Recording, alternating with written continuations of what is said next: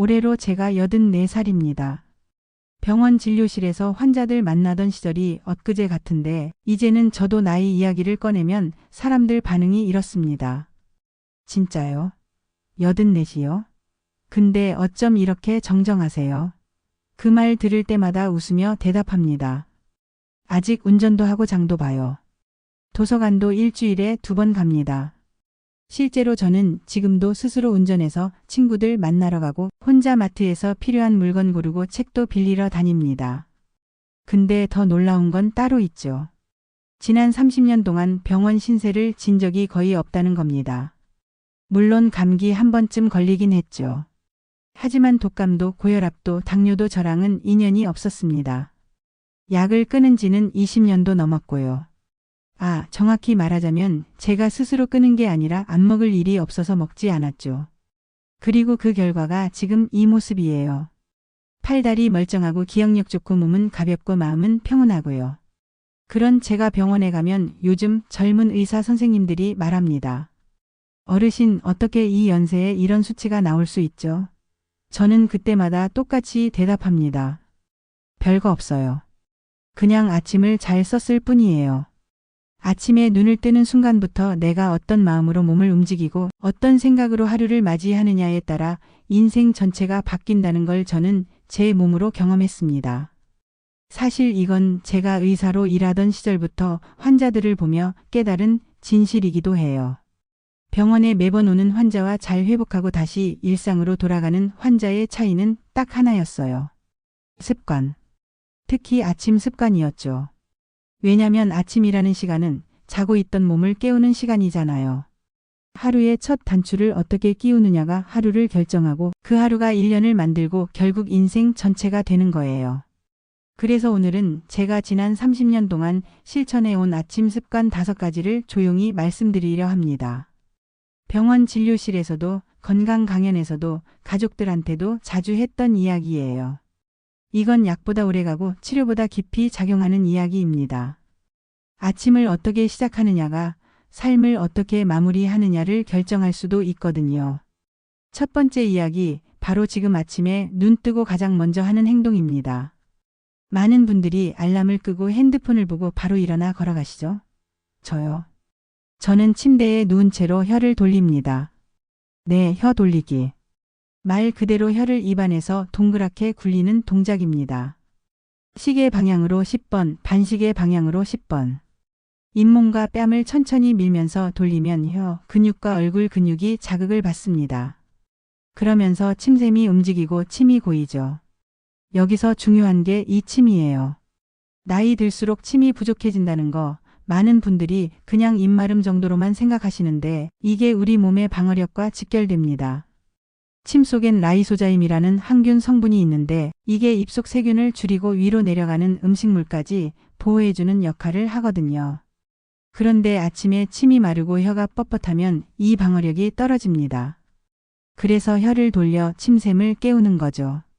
저 같은 경우는 이 혀 돌리기만으로도 입안이 촉촉해지고 뇌가 깨어나는 걸 느낍니다.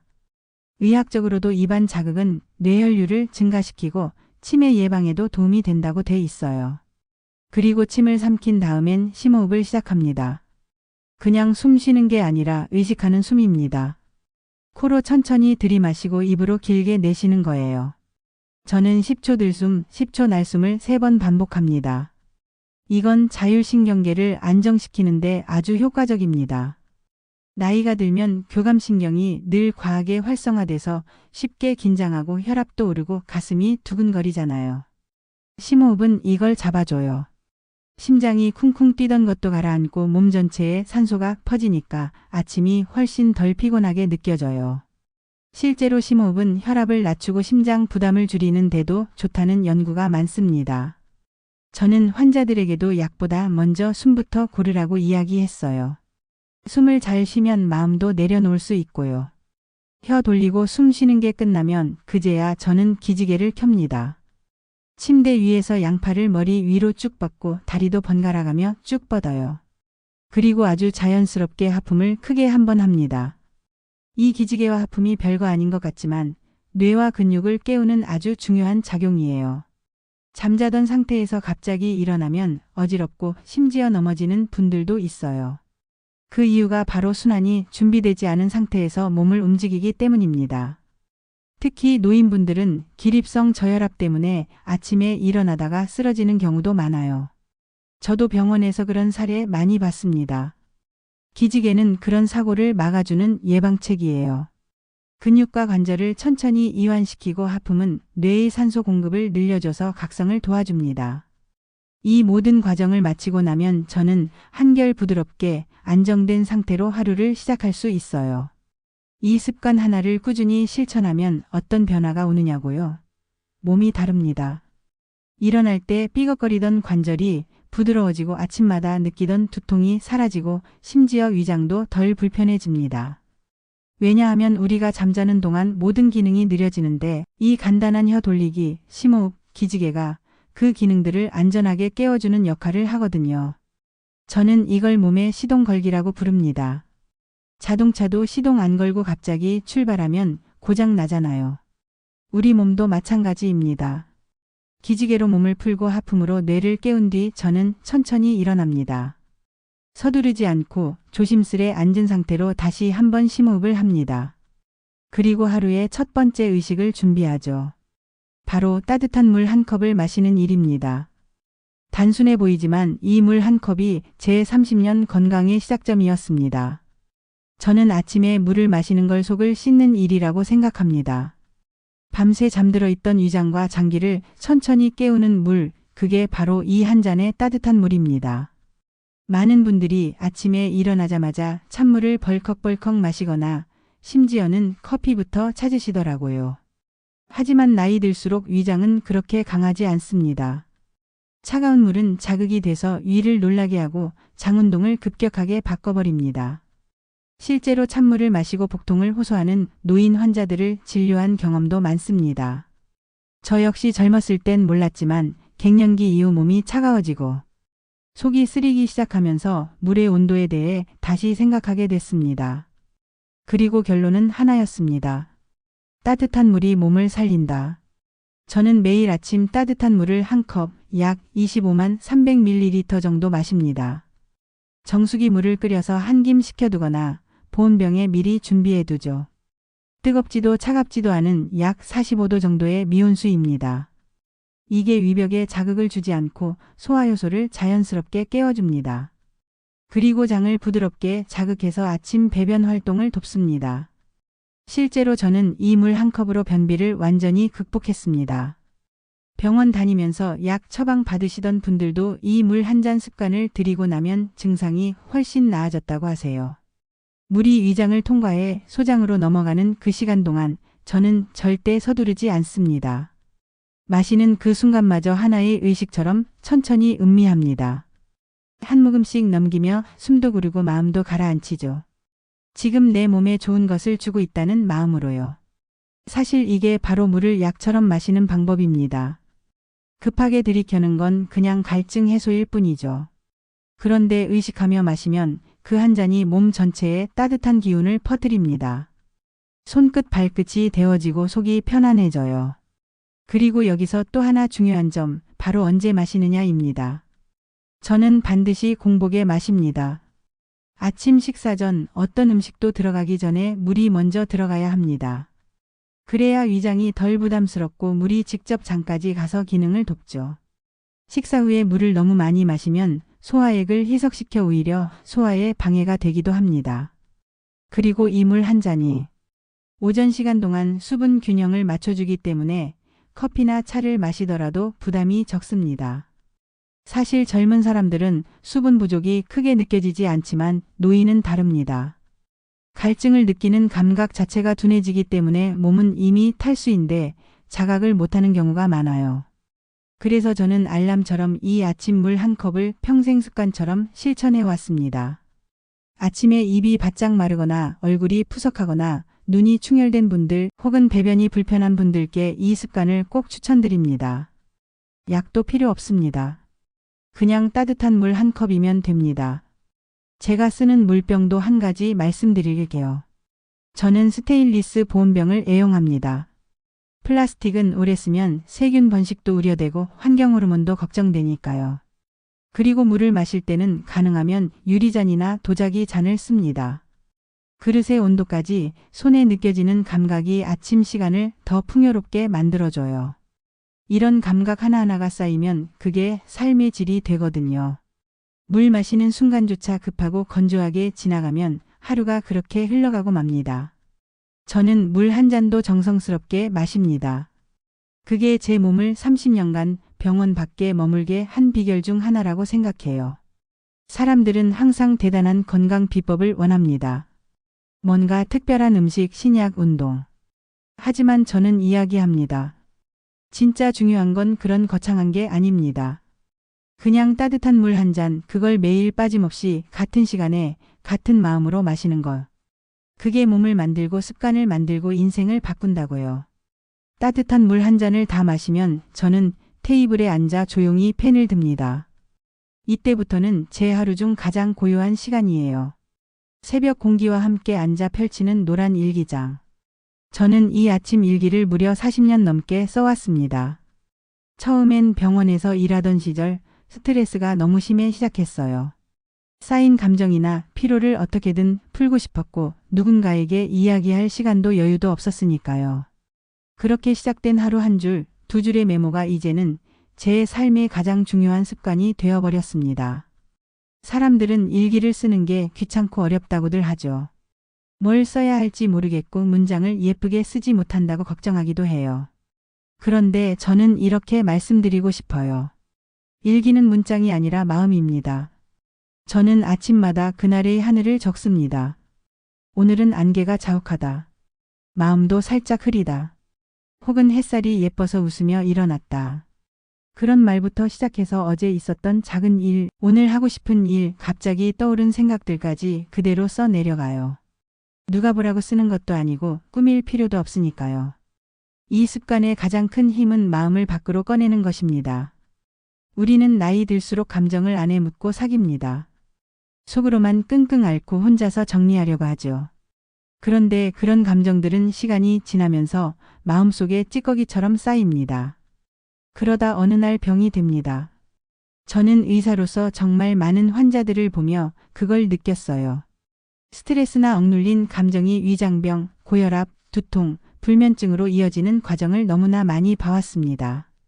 그런데 이상하게도 일기를 꾸준히 쓰는 분들은 그런 증상이 잘 안 생기더군요.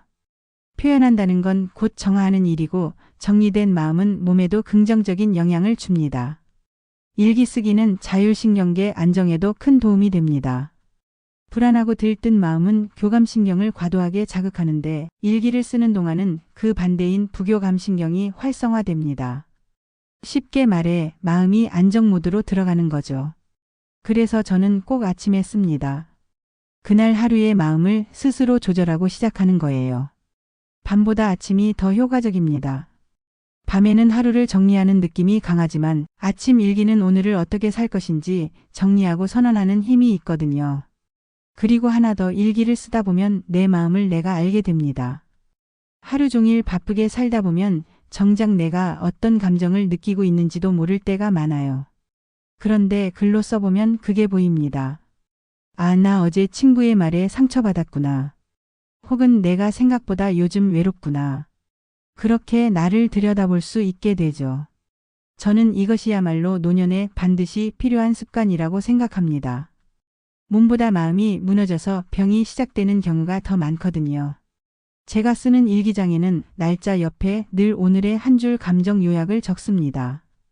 예를 들어 기쁨, 평온, 조금 허전함 같은 단어들. 그리고 그 감정이 왜 그런지 이유를 적어요. 그렇게 40년을 쓰다 보니 이제는 제 감정에도 패턴이 있다는 걸 알게 됐습니다. 비 오는 날은 무기력해지고 손주의 영상통화를 받은 날은 하루 종일 기분이 좋고 저녁에 일찍 잔 다음 날은 글이 잘 써지고요. 그걸 아니까 마음이 흔들릴 때마다 이건 내 패턴 중 하나야 하고 받아들일 수 있게 되더라고요. 실제로 제가 쓴 일기 중 몇 줄을 소개하자면 이렇습니다. 2022년 5월 3일 오늘 새벽 공기가 유난히 차다. 나무가 바람에 흔들리는 소리가 괜히 쓸쓸하게 들렸다. 마음이 조금 허전하다. 아마 꿈속에서 젊은 날에 친구가 나와서 그런 듯.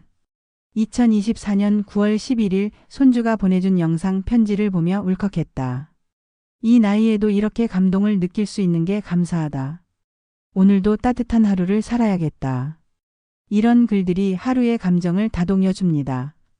남이 위로해 주는 게 아니라 내가 나를 위로하는 거예요. 물론 처음부터 잘 써야 할 필요는 없습니다. 저는 처음엔 달력 뒷면에 간단히 적기 시작했어요. 단어만 적어도 좋습니다. 졸림, 감사, 조용함, 기대됨 이런 감정만 써도 충분해요. 중요한 건 매일 같은 시간에 종이 위에 나를 꺼내보는 거예요. 그렇게 매일 쓰다 보면 어느 날부터는 일기장이 내 친구가 됩니다. 말없이 들어주고 판단하지 않고 있는 그대로 받아주는 친구요. 그게 얼마나 든든한지 모릅니다. 그리고 일기의 또 하나의 힘은 기억력입니다. 글을 쓰는 행위는 뇌를 자극하고 특히 언어 기억을 유지하는 데 효과적입니다. 저는 치매 예방에도 분명히 도움이 된다고 믿습니다. 종이에 손으로 글씨를 쓰는 동작은 뇌를 전방위로 자극해요. 단어를 생각하고 손을 움직이고 감정을 불러오고 상황을 정리하는 모든 과정이 두뇌 운동입니다. 그래서 저는 스마트폰 메모보다 종이 일기를 추천드려요. 글씨가 삐뚤빼뚤해도 괜찮습니다. 오히려 그게 자연스럽고 감정이 더 잘 녹아들어요. 누군가 제게 묻습니다. 선생님, 그렇게까지 일기를 왜 쓰세요? 저는 대답합니다. 나는 내 마음이 병들지 않도록 지키고 싶어서요. 몸이 아프기 전에, 마음이 무너지기 전에 매일 내 안을 들여다보는 습관. 그게 아침 일기입니다. 저는 이 일기를 통해 분노를 흘려보내고 외로움을 정리하고 때로는 감사를 꺼내기도 했습니다. 그러니까 이 일기장이 제 가장 든든한 건강비서였던 셈이죠. 약이 해줄 수 없는 마음 정리, 그걸 글이 해주었습니다. 일기를 마치고 나면 저는 아침 식사를 준비합니다. 이건 제가 절대 거르지 않는 습관 중 하나입니다. 누가 뭐래도 어떤 약속이 있어도 속이 약간 불편해도 저는 아침을 꼭 먹습니다. 왜냐하면 제 경험상 아침을 먹느냐 안 먹느냐가 그날 하루의 몸 상태를 결정하거든요. 몸도 그렇고 마음도 그렇습니다. 그래서 저는 아침 식사를 약처럼 여깁니다. 그저 배를 채우는 게 아니라 나를 하루 동안 버티게 해줄 에너지이자 건강 유지의 핵심으로 생각합니다. 사람들이 제게 가장 많이 묻는 질문 중 하나가 이거예요. 선생님은 매일 뭐 드세요? 저는 이렇게 답합니다. 매일 다르게 그러나 원칙은 같습니다. 제 아침 식사에는 딱 3가지 원칙이 있어요. 첫째, 부드럽고 따뜻하게. 둘째, 천천히 꼭꼭 씹기. 셋째, 단백질은 꼭 챙기기. 이 3가지만 지키면 나이 들어서도 속 편하고 기운 넘치는 하루를 보낼 수 있습니다. 먼저 첫 번째 원칙, 부드럽고 따뜻하게. 저는 아침에 위장을 자극하지 않는 부드러운 식재료를 고릅니다. 된장국이나 미역국처럼 따뜻한 국이 기본이고 밥은 백미와 현미를 반반 섞은 부드러운 잡곡밥을 씁니다. 거기에 나물 반찬 한두 가지, 달걀찜이나 삶은 달걀, 그리고 멸치볶음이나 두부 반찬을 곁들입니다. 중요한 건 자극적이지 않아야 한다는 거예요. 기름지거나 맵거나 너무 짠 음식은 피합니다. 특히 아침에는 속이 빈 상태라서 위산이 더 예민하게 반응하니까요. 그래서 저는 가능한 한 심심한 맛으로 그러나 질 좋은 식재료로 구성합니다. 이게 바로 속에 부담 없는 아침밥이죠. 두 번째 원칙은 천천히 꼭꼭 씹기입니다. 예전엔 저도 바쁠 때는 5분 만에 밥을 먹기도 했어요. 그런데 은퇴하고 나서부터는 식사 시간이 곧 건강 시간이라는 걸 깨달았습니다. 저는 최소 15분 이상 식사에 집중합니다. 텔레비전도 안 켜고 스마트폰도 멀리 둡니다. 밥 한 숟가락에 최소 30번 이상 씹으면서 천천히 삼켜요. 이건 단순히 소화에 좋다는 차원을 넘어서 뇌의 식욕 조절에도 영향을 줍니다. 빨리 먹으면 배가 불러도 뇌가 인지를 못하거든요. 그래서 항상 과식하게 되죠. 저는 이런 식습관 교정을 통해 예전보다 식사량이 줄었지만 포만감은 훨씬 오래 갑니다. 그리고 세 번째, 단백질은 꼭 챙기기. 저는 아침 식단에서 단백질을 가장 중요하게 여깁니다. 나이가 들수록 근육이 빠지기 때문에 하루 중 단백질 섭취가 매우 중요합니다. 그런데 많은 분들이 아침은 간단하게 먹는다며 탄수화물 위주로만 식사하시더라고요. 빵 한 조각, 우유 한 컵. 그런데 그걸로는 근육 유지에 필요한 영양이 부족합니다. 그래서 저는 달걀 한 개는 꼭 먹습니다. 삶은 달걀이나 스크램블 또는 미역국에 풀어넣어 끓이기도 하죠. 달걀은 양질의 단백질 공급원이면서도 소화가 잘 돼서 아침에 부담이 없습니다. 여기에 두부나 콩자반, 멸치볶음 같은 반찬을 곁들이면 단백질 보충은 충분하죠. 제가 이렇게 아침을 중요하게 여기는 건 실제로 환자들을 진료하면서 느낀 점이 많기 때문입니다.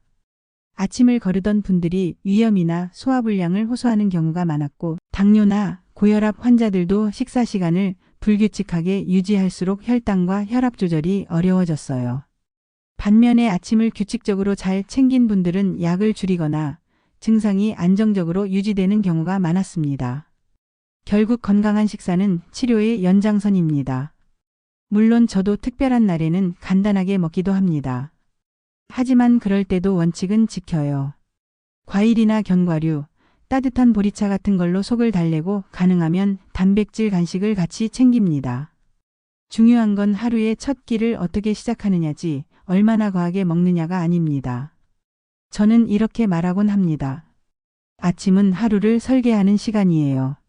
그래서 저는 아침 식사를 식사라기보다 하루의 예행 연습이라고 생각해요. 제가 요즘도 건강하게 잘 걷고 잘 먹고 잘 자는 이유는 바로 이 세 가지 원칙 덕분입니다. 부담 없이 천천히 단백질을 챙기는 식사. 거창하지도 비싸지도 않지만 누구나 할 수 있는 이 습관이 결국 건강을 지키는 가장 강력한 무기가 되었습니다. 아침을 든든히 먹고 나면 저는 집 마당으로 나갑니다. 아직 햇살이 따뜻하고 공기엔 밤의 흔적이 남아있는 시간. 이 순간을 저는 몸에게 인사하는 시간이라고 부릅니다. 여기서 제가 하는 일은 아주 단순합니다. 햇빛을 받는 것, 그리고 맨발로 땅을 밟는 것. 바로 이 두 가지가 제 마지막 아침 습관입니다.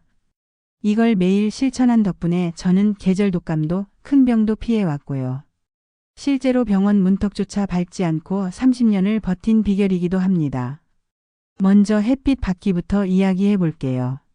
많은 분들이 햇빛은 피부에 안 좋다고만 알고 계시죠. 그런데 실제로는 아침 햇빛은 건강에 아주 큰 선물입니다.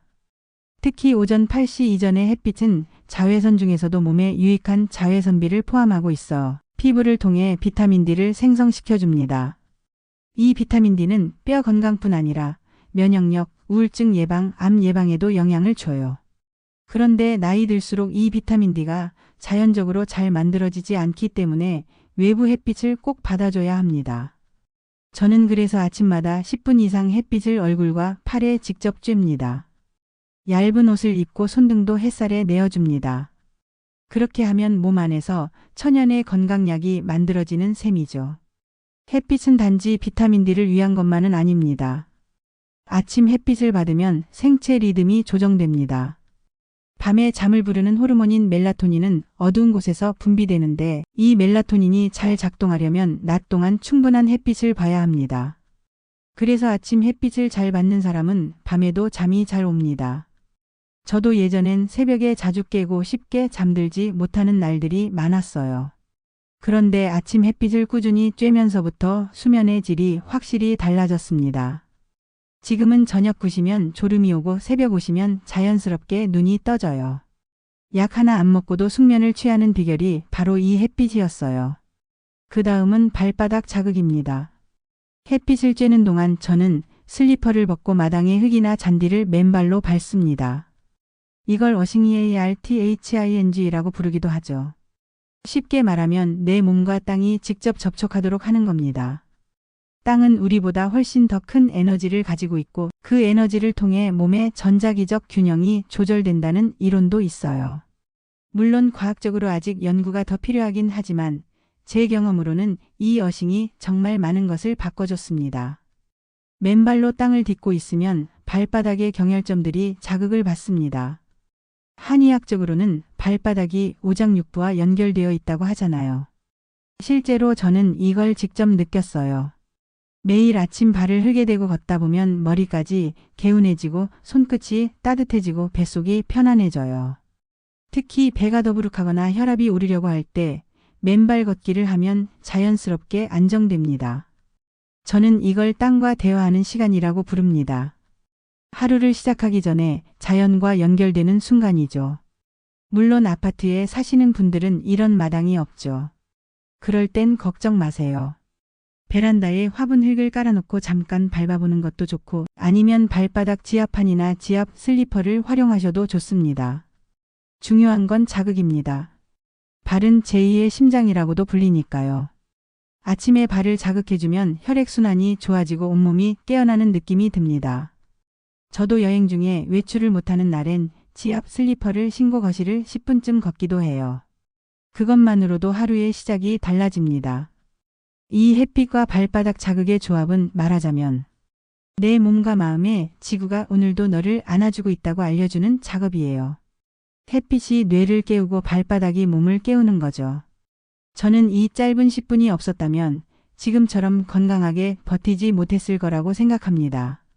누군가는 헬스장을 등록하고 보충제를 사고 의사에게 진단을 받지만 저는 아침 햇빛과 흙 한 줌, 그리고 내 발의 감각만으로도 충분하다고 느낍니다. 그게 바로 자연이 주는 치료고 우리가 본래 갖고 있는 회복력 아닐까요? 이렇게 5번째 습관까지 말씀드렸습니다. 혀를 돌리고 숨을 쉬고 물을 마시고 일기를 쓰고 밥을 먹고 햇빛을 받으며 맨발로 걷는 것. 아주 단순하고 사소해 보이지만 이 5가지를 30년 넘게 매일 빠짐없이 실천한 덕분에 저는 지금도 병원 없이 살고 있습니다. 의사였던 제가 약보다 생활을 더 믿게 된 이유, 바로 이 아침 습관들 속에 있습니다. 지금까지 제 이야기를 조용히 들어주신 여러분께 진심으로 고맙다는 말씀부터 드리고 싶습니다. 이 나이에 이렇게 긴 이야기를 들어주는 분들이 있다는 것만으로도 저는 감사한 일이에요. 제 이야기가 누군가에겐 다소 느리고 단순하게 들렸을지 모릅니다. 혀를 돌리고 물을 마시고 글을 쓰고 밥을 먹고 햇빛을 받는다. 너무 당연하고 너무 평범하죠. 그런데 저는 이 평범한 것들이 모여 저를 지켜줬다고 믿습니다. 누구나 할 수 있는 일이지만 누구나 하지는 않기에 저는 이 5가지를 소중하게 붙잡아 왔습니다. 사람들이 저를 보고 말합니다. 할머니는 정말 정정하시네요. 어떻게 이렇게 기억력도 좋으세요? 허리도 꿋꿋하고 걸음도 빠르시고요. 그럴 때마다 저는 웃으며 대답해요. 나도 이 몸을 얻은 게 아니라 지켜낸 거야. 사실 저도 젊은 시절엔 병원에서 누구보다 바쁘게 살았습니다. 식사도 거르고 잠도 못 자고 스트레스에 찌들어 살았죠. 그런 삶을 30년 넘게 버텨오다가 문득 이런 생각이 들었습니다. 내가 남들 병 고쳐주느라 정작 내 병은 만들고 있구나. 그래서 은퇴하고 나서부터는 제 삶을 다시 설계했습니다. 그 첫 단추가 바로 아침이었어요. 하루의 시작을 바꾸면 인생이 바뀐다는 걸 저는 그때 처음 깨달았습니다. 이제는 누구에게도 의존하지 않고 스스로 걷고 먹고 생각하고 결정하며 살아갑니다. 병원도 안 가고 약도 안 먹고 혼자서 모든 걸 해냅니다. 누가 보면 운이 좋았다고 생각하실지도 모르지만 저는 운이 아니라 습관 덕이라고 말합니다. 50대 이후의 건강은 타고나는 게 아니라 만드는 거예요. 그리고 그 건강은 절대 거창한 노력에서 나오지 않습니다. 돈 들이지 않고도 할 수 있는 일들, 눈을 뜨자마자 할 수 있는 아주 작은 실천에서 시작됩니다. 그래서 여러분께 감히 말씀드리고 싶어요. 건강하고 싶으시다면 내일 아침부터 달라지세요. 혀를 돌리고 숨을 쉬고 따뜻한 물 한 잔 마시고 종이에 오늘의 기분을 한 줄이라도 적어보세요.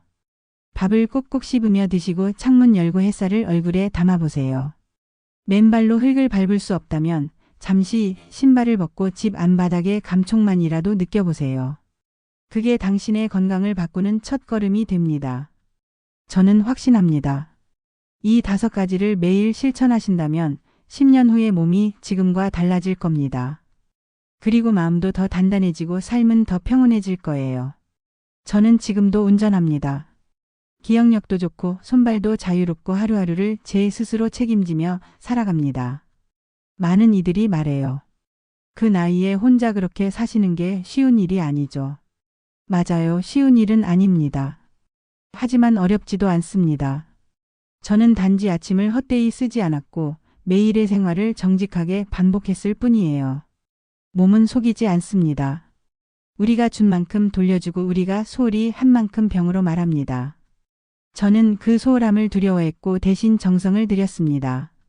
바로 그것이 저를 이 자리까지 이끌어준 가장 좋은 습관이자 최고의 건강 비결이었습니다.